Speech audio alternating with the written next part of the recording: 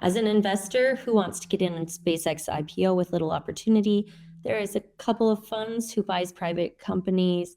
One is XOVR and the other is DXYZ. Curious if either Dustin or Hamid knows.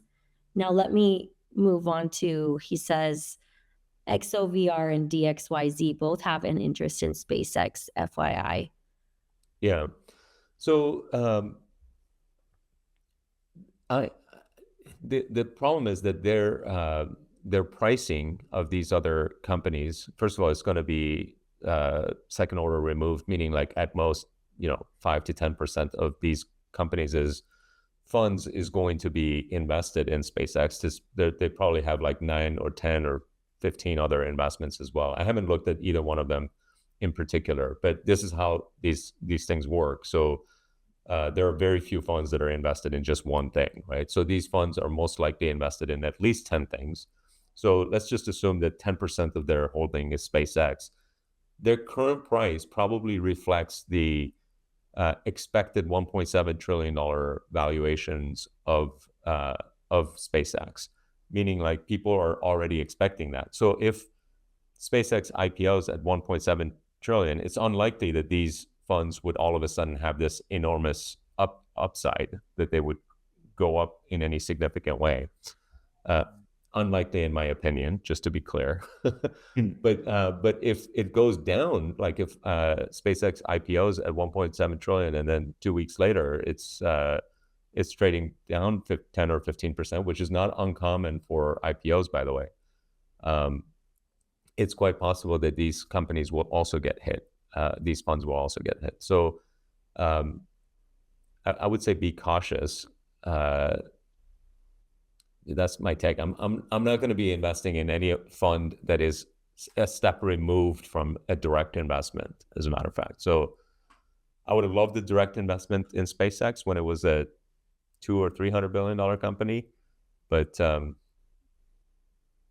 this feels like quite high for me.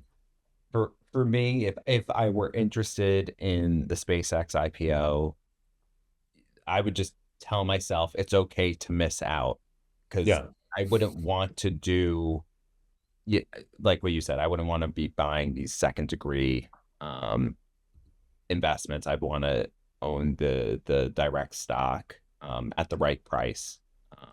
What was the high flying IPO that just happened a few months ago?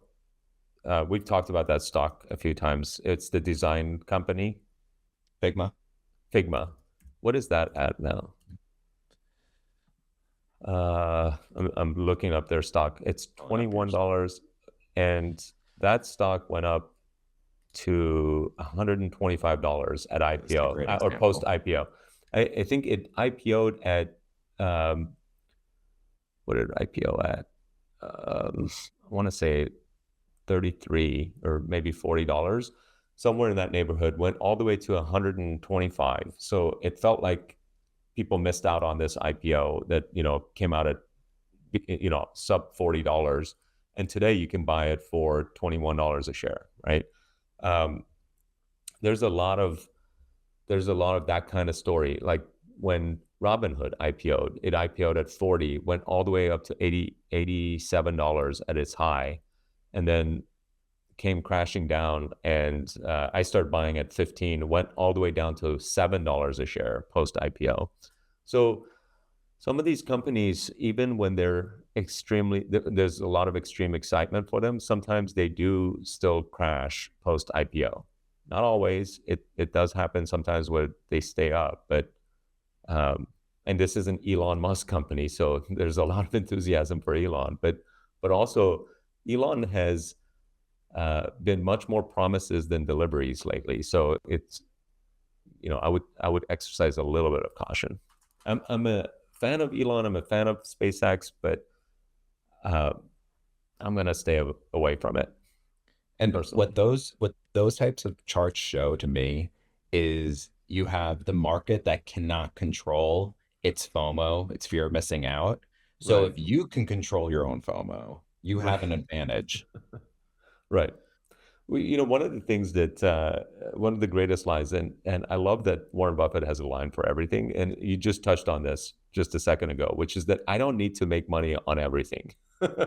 I'm perfectly comfortable missing out on all the other things that I'm not interested in and make money in the 5 things I'm interested in. So, yeah, you don't have to make money on everything.